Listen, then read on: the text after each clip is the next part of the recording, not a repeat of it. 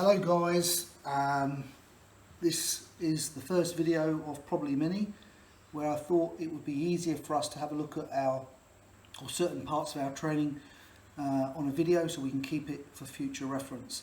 So the first thing I wanted to talk about was pressing high, and the first component of that pressing high will be an arcing type press, the most common type of press.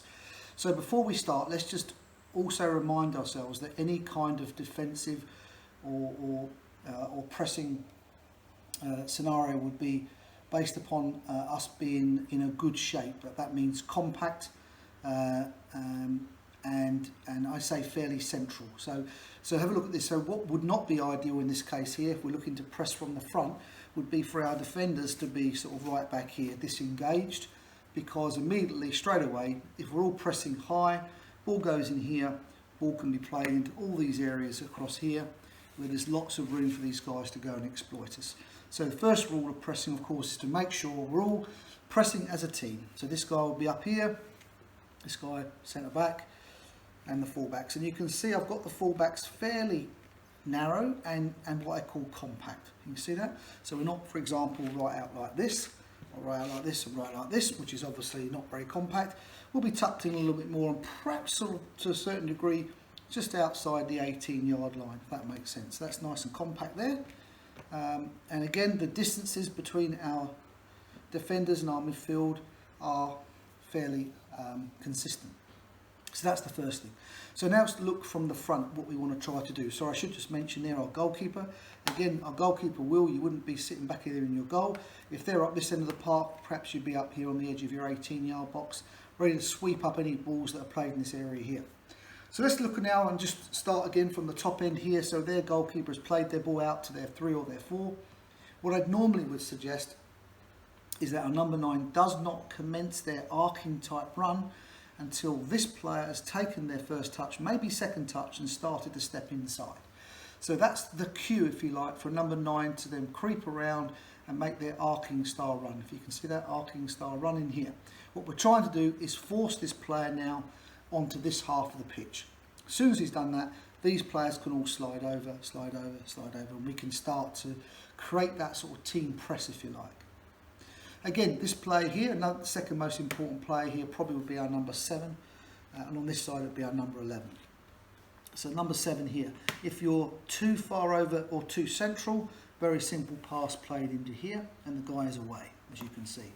So we want this player here, our number 7, to be, I suppose, in essence, in parallel to their fullback, but also far enough in to prevent the passing lane here into the wide man, if you can see that, but also potentially to tempt this ball here as well, because this ball then could be intercepted here. Bang, interception, away we go. So again, this player here, our number 7, is trying to block this passing lane, trying to potentially intercept here, but also be in a position that if the ball is played out here, you can slide back into that spot here, and now we can press all over again.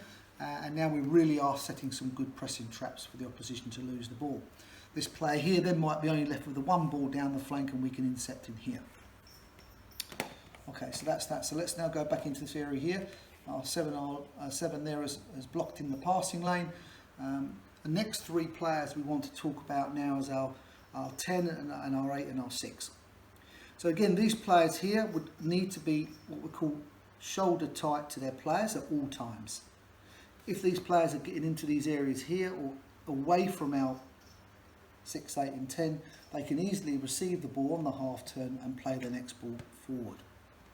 So these 3 midfielders must be close enough, shoulder close or tight enough to prevent that player from receiving the ball half turn facing forward.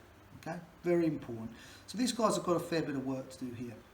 Obviously, if you're this tight to the player here, ball is, for example, played into this area here, this player can intercept into there and away we go. If you can see that, again, ball played into here, if this player's close enough, this player now can only replay back or perhaps play back out here. But we're certainly forcing him to make some decisions that he might not want to make. Hope that makes sense. Okay, so the last player we want to talk about now is our opposite number 11. over here. So let's now assume the ball, this guy's smart and he comes out into this area here. This player hasn't been too smart on pressing, or hasn't quite got round to press. This ball is therefore could be potentially played across here. Very vulnerable spot for us. So now we're going to bring our number 11 across over to here. So when the ball's played out into this area here, he stepped in front. We now got to stop this ball being played across to here. So opposite number 11 has come straight over here, and now is really making that pass vulnerable for him to come in and intercept, if you can see that. So that's the job of our opposite number 11. So all in all, that's our arcing type pressing, which should be something we look to effect in most of our games.